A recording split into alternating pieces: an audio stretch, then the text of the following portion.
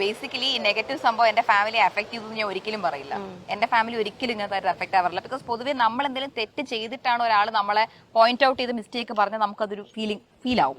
പക്ഷെ ഒരു തെറ്റും ചെയ്ത് ആരെ ഉപദ്രവിക്കാതെ നമ്മൾ നമ്മുടെ ലൈഫ് ജീവിച്ചു പോകുമ്പോൾ ഇല്ലാത്ത കാര്യം ട്വിസ്റ്റ് ചെയ്ത് കൊണ്ടുവരുന്നവരില്ലേ, അവർക്കായിരിക്കും ഉറങ്ങാൻ ബുദ്ധിമുട്ട്. ഞാൻ പൊതുവേ എന്റെ ഇപ്പൊ ഇവൻ തന്നെ അറിയായിരിക്കും, എന്റെ മീമ് കാര്യങ്ങളൊന്നും ഞാൻ റിയാക്ട് ചെയ്യാറില്ല. ഞാൻ ഇങ്ങനെ ട്രോളൊക്കെ ചിലത് കണ്ട് എൻജോയ് ചെയ്യാറുണ്ട്. പക്ഷെ ഇതാണ് നമ്മൾ റിയാക്ട് ചെയ്തിട്ട് ഞാൻ പറയും, ഞാൻ ഇങ്ങനെ ട്രോളൊക്കെ കാണുമ്പോൾ വിട്ടില്ല, ഞാൻ അങ്ങനെ പറയണ്ടായിരുന്നല്ലേ എന്നൊക്കെ ഞാൻ പറയും.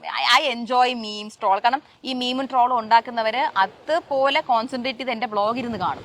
എന്നാലും അവർക്ക് മീം ഉണ്ടാക്കാൻ പറ്റും ആണല്ലോ. അപ്പൊ ഞാൻ പോലും എന്റെ ബ്ലോഗ് മൊത്തം കാണാറില്ല, ടു ബി വെരി ഓണസ്റ്റ്. അപ്പൊ ഈ കണ്ടവർ ഇവരെ കാരണമായിരിക്കണം എനിക്ക് റവന്യൂ ജനറേറ്റ് ആവുന്നത് യൂട്യൂബിൽ. അപ്പൊ obviously I should thank dum first. പക്ഷെ ഇത് മീംസ് ട്രോളൊക്കെ നമുക്ക് ഒരു പരിധി വരെ ഇറ്റ്സ് ഫൺ ഗെയിംസ്, അത് എല്ലാം നമുക്ക് ചിരിച്ച് കളിച്ചൊക്കെ വിടാം. പക്ഷെ ഒരു പരിധി കഴിയുമ്പോൾ അത് എന്റെ എന്നല്ല, ആരെയും നമ്മൾ ഇതുപോലെ നമ്മൾ ആർക്കും ദ്രോഹം ചെയ്തിട്ടില്ലെങ്കിൽ ടാർഗറ്റ് ചെയ്തിരിക്കുക. ഒരാൾക്ക് എങ്ങനെ ഫീൽ ആവും നമുക്ക് പറയാൻ പറ്റില്ല. എന്റെ അടുത്ത് ഇപ്പൊ ആരും എന്തെങ്കിലും പറഞ്ഞ it doesn't bother me at all. പക്ഷെ എന്നെ പോലെ ആയിരിക്കില്ല തൊട്ടപ്പുറത്ത് എന്റെ പ്രായത്തിൽ വേറൊരു പെൺകുട്ടി. എന്റെ ഫാമിലി അഫക്റ്റഡേ ആവാല. അവർ സത്യം പറഞ്ഞാൽ ബേസിക്കലി ഇതിനെപ്പറ്റി സംസാരിക്കാറ് പോലില്ല വീട്ടില്. പക്ഷേ അറ്റ് സം പോയിന്റ് എനിക്കെന്ന് പറഞ്ഞാൽ എനിക്കൊരു ബിസിനസ്സും കൂടെ ഉണ്ട്. I M somebody who's an entrepreneur as well.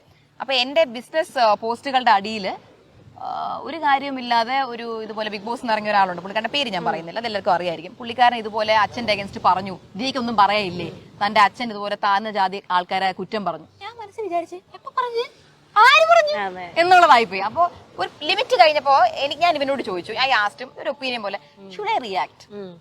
ഇവൻ അഫ്കോഴ്സ് എന്റെ അടുത്ത് പോലെ വേണ്ട, ഡോണ്ട് റിയാക്ട്. അവര് ഇതുപോലെ ഫെയിം കിട്ടാൻ വേണ്ടി കോൺട്രവേഴ്സി ഉണ്ടാക്കും, നീ മൈൻഡ് ചെയ്തിരുന്നാൽ മതി എന്ന് പറഞ്ഞു. അപ്പൊ ഞാൻ ശരി ഓക്കെ എന്ന് പറഞ്ഞു. പക്ഷെ കുറച്ചു ഇവനോട് പറഞ്ഞിട്ട് എനിക്കൊരു വെപ്രാളം, അച്ഛനെ ഇങ്ങനെ ഇത്രയും പേര് ടാർഗറ്റ് ചെയ്യുന്നത്. എനിക്ക് മേ ബി എല്ലാവരും മിണ്ടായിരിക്കുമ്പോൾ ചിലപ്പോൾ എനിക്ക് ചില സ്ഥലങ്ങളിൽ മിണ്ടായിരിക്കാൻ പറ്റില്ല, ഞാൻ റിയാക്ട് ചെയ്യും. കാരണം എനിക്ക് പറയുമ്പോൾ എന്റെ അച്ഛനെയോ അമ്മേനെയോ ഞാൻ ഫാമിലി ആയിട്ട് ഒരു വ്ളോഗിൽ നോക്കിക്കഴിഞ്ഞാൽ I M somebody who's not at all close with them. ഞാൻ അങ്ങനെ ക്ലോസ് ഒന്നും ആവാറില്ല, ഞാൻ എന്റെ ലൈഫ് അതായിട്ട്.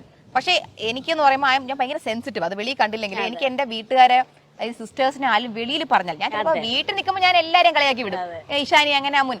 പുറത്ത് പറഞ്ഞാൽ എനിക്ക് ഭയങ്കരമായിട്ട് ഹേർട്ട് ആവും. ഞാൻ ആ പറയുന്നവരെ വാ അടപ്പിക്കും. ഞാൻ പറയും, വീട്ടിൽ ഇരിക്കുന്നവരെ പറ്റി പറഞ്ഞാൽ അത് എന്റെ വീട്ടിലുള്ളവരെ പറ്റി പറയരുത് എന്നുള്ളത് ഞാൻ പറയും. അപ്പൊ എനിക്ക് എന്റെ അച്ഛനെ പറ്റി ഒരു പരിധി കഴിഞ്ഞ് പറഞ്ഞ് എനിക്ക് ഇഷ്ടപ്പെട്ടില്ല. ഞാൻ എന്നെ റിയാക്ട് ചെയ്ത് ഇൻ സച്ച് എ വേ ഞാൻ ആരെയും തെറി വിളിക്കാനോ ബ്ലെയിം ചെയ്യാനോ അബ്യൂസ് ചെയ്യാനോ ഞാൻ വന്നിട്ടില്ല. അച്ഛൻ എന്ത് ഉദ്ദേശിച്ചു എന്നുള്ളത് ഞാൻ വളരെ വ്യക്തമായി റീലിൽ പറഞ്ഞിട്ടുണ്ട്. അതിന് ഞാൻ കൂടുതൽ എക്സ്പ്ലെയിൻ ചെയ്യേണ്ട കാര്യമില്ല. എവരിബഡി സോ ദാറ്റ് റീൽ 2 മില്യണോളം വ്യൂ ഉണ്ട് അതിന്, അതിന് എക്സ്പ്ലെയിൻ ചെയ്യേണ്ട കാര്യമില്ല.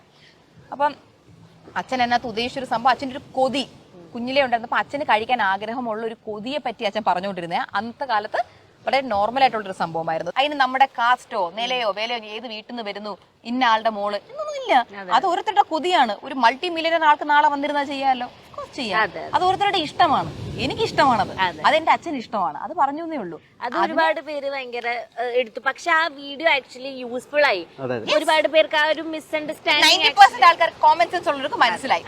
10% ട്വിസ്റ്റ് ചെയ്തുകൊണ്ട് നടക്കുന്നവർ ആരാണെന്നും എന്താണെന്നും എനിക്കറിയാം. അത് ഞാനിവിടെ പറയുന്നില്ല, നമുക്ക് അതിനെ ബോധർ ചെയ്യേണ്ട കാര്യമില്ല. അവരെ ചെയ്തോട്ടെ. അത് പലതും കൊച്ചു പിള്ളേരാണ്, ഹൻസിക്കയുടെ പ്രായമുള്ള കുട്ടികളില്ലേ, കോളേജിലേക്ക് സ്റ്റുഡൻസ്. നമ്മൾ അവരെ അങ്ങ് ക്ഷമിച്ചു വിടുക.